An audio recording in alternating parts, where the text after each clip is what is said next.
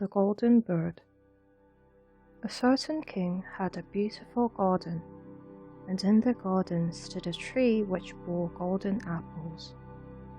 These apples were always counted, and about the time when they began to grow ripe, it was found that every night one of them was gone. The king became very angry at this and ordered the gardener to keep watch all night under the tree. The gardener set his eldest son to watch, but about 12 o'clock he fell asleep, and in the morning another of the apples was missing. Then the second son was ordered to watch, and at midnight he too fell asleep, and in the morning another apple was gone. Then the third son offered to keep watch, but the gardener at first would not let him, for fear some harm should come to him. However, at last he consented, and the young man laid himself under the tree to watch. As the clock struck 12, he heard a rustling noise in the air, and a bird came flying that was of pure gold, and as it was snapping at one of the apples with its beak, the gardener's son jumped up and shot an arrow at it. But the arrow did the bird no harm, only it dropped a golden feather from its tail, and then flew away. The golden feather was brought to the king in the morning, and all the council was called together. Everyone agreed that it was worth more than all the wealth of the kingdom, but the king said, "One feather is of no use to me, I must have the whole bird." Then the gardener's eldest son set out, and thought to find the golden bird very easily, and when he had gone but a little way, he came to a wood, and by the side of the wood he saw a fox sitting. So he took his bow and made ready to shoot at it. Then the fox said, "Do not shoot me, for I will give you good counsel. I know what your business is, and that you want to find the golden bird.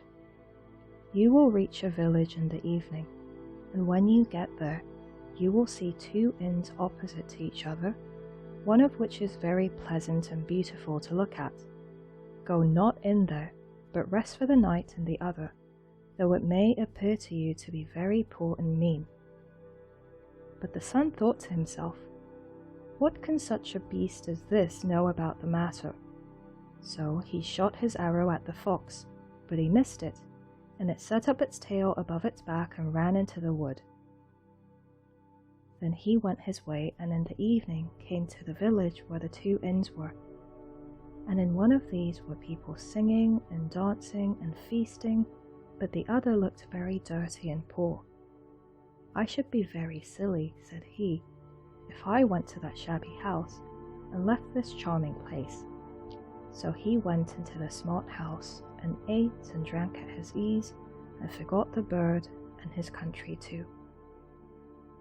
Time passed on, and as the eldest son did not come back, and no tidings were heard of him, the second son set out, and the same thing happened to him.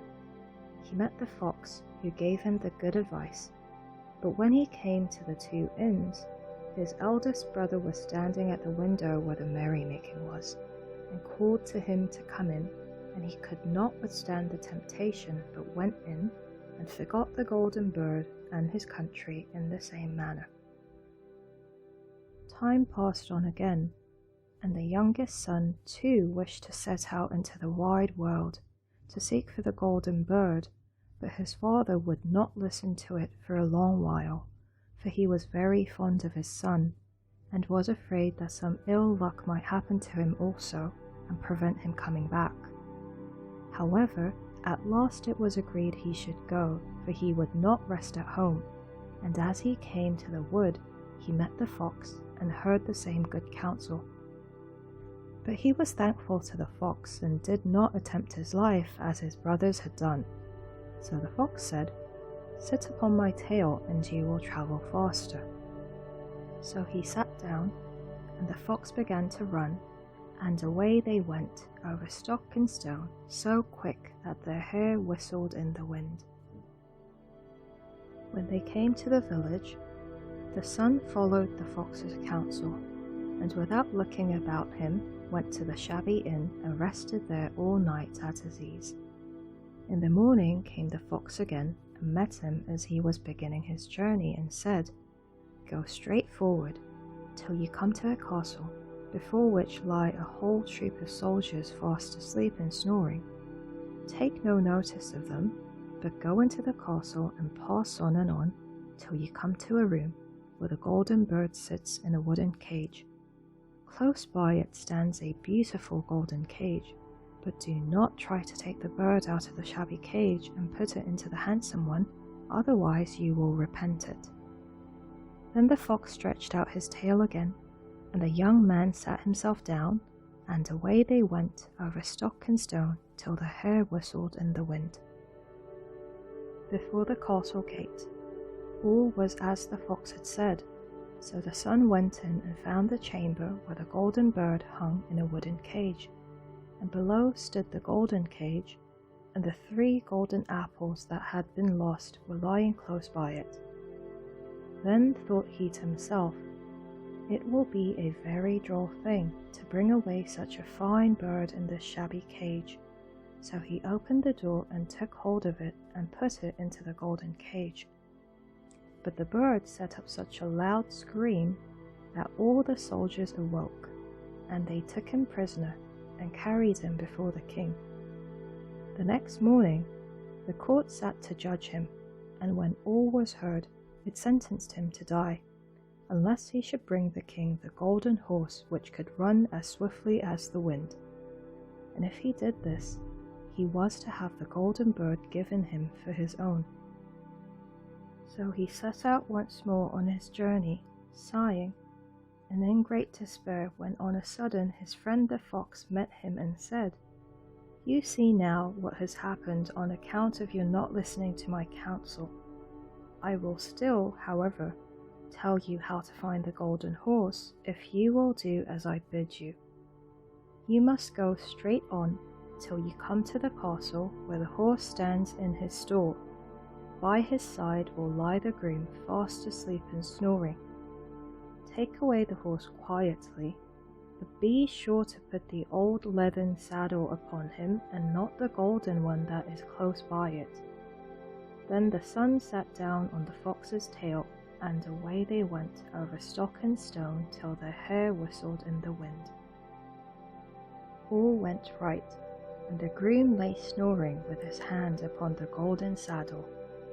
But when the son looked at the horse, he thought it a great pity to put the leathern saddle upon it. "I will give him the good one," said he. "I am sure he deserves it." As he took up the golden saddle, the groom awoke and cried out so loud that all the guards ran in and took him prisoner. And in the morning he was again brought before the court to be judged and was sentenced to die.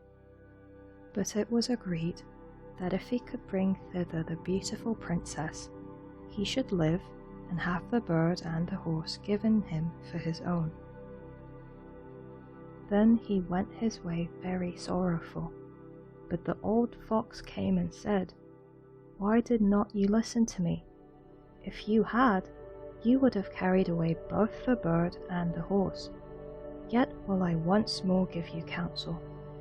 Go straight on, and in the evening you will arrive at a castle. At 12 o'clock at night, the princess goes to the bathing house. Go up to her and give her a kiss, and she will let you lead her way. But take care you not suffer her to go and take leave of her father and mother." Then the fox stretched out his tail, and so away they went over stock and stone till the hare whistled again. As they came to the castle, all was as the fox had said, and at 12 o'clock the young man met the princess going to the bath and gave her the kiss, and she agreed to run away with him, but begged with many tears that he would let her take leave of her father. At first he refused, but she wept still more and more, and fell at his feet, till at last he consented.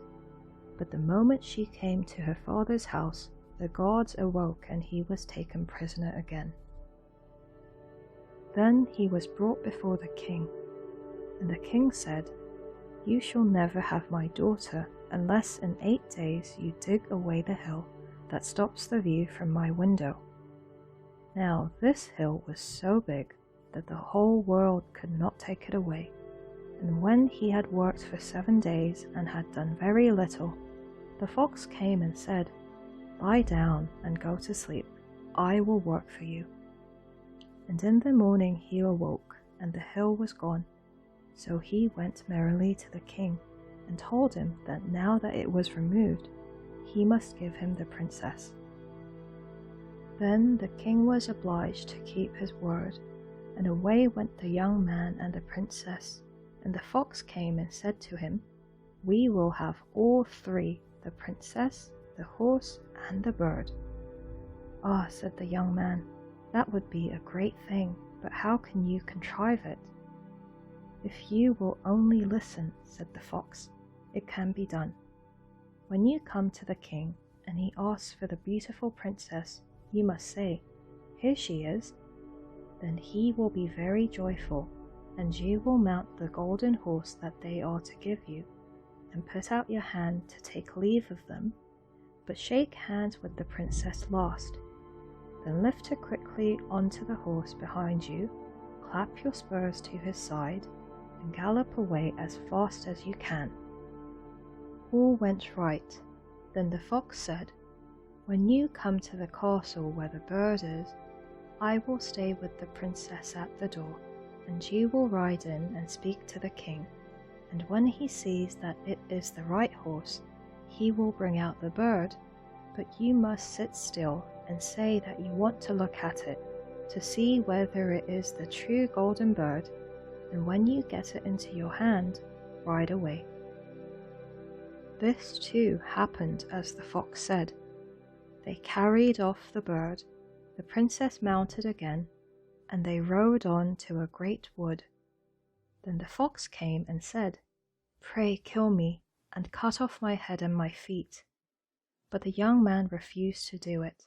So the fox said, "I will at any rate give you good counsel. Beware of 2 things. Ransom no one from the gallows, and sit down by the side of no river." Then away he went. "Well," thought the young man, "it is no hard matter to keep that advice." He rode on with the princess, till at last he came to the village where he had left his 2 brothers. And there he heard a great noise and uproar, and when he asked what was the matter, the people said, "2 men are going to be hanged." As he came nearer, he saw that the 2 men were his brothers, who had turned robbers, so he said, "Cannot they in any way be saved?" But the people said, "No, unless he would bestow all his money upon the rascals and buy their liberty." Then he did not stay to think about the matter, but paid what was asked, and his brothers were given up, and went on with him towards their home. And as they came to the wood where the fox first met them, it was so cool and pleasant that the 2 brothers said, "Let us sit down by the side of the river and rest a while to eat and drink." So he said yes, and forgot the fox's counsel, and sat down on the side of the river, and while he suspected nothing, they came behind and threw him down the bank, and took the princess, the horse, and the bird, and went home to the king their master, and said, "All this have we won by our labour."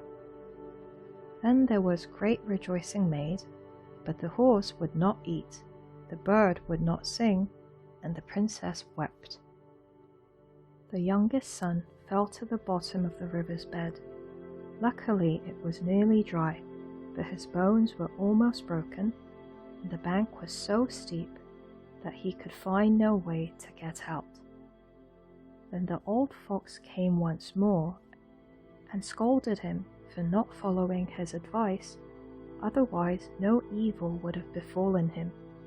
"Yet," said he, "I cannot leave you here, so lay hold of my tail and hold fast." Then he pulled him out of the river, and said to him, as he got upon the bank, "Your brothers have set watch to kill you, if they find you in the kingdom."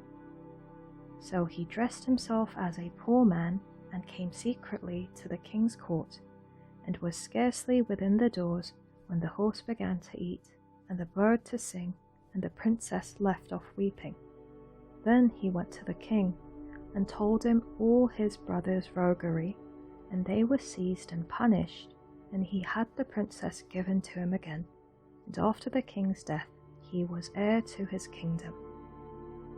A long while after, he went to walk one day in the wood, and the old fox met him, and besought him with tears in his eyes to kill him, and cut off his head and feet. And at last he did so, and in a moment the fox was changed into a man, and turned out to be the brother of the princess, who had been lost a great many years.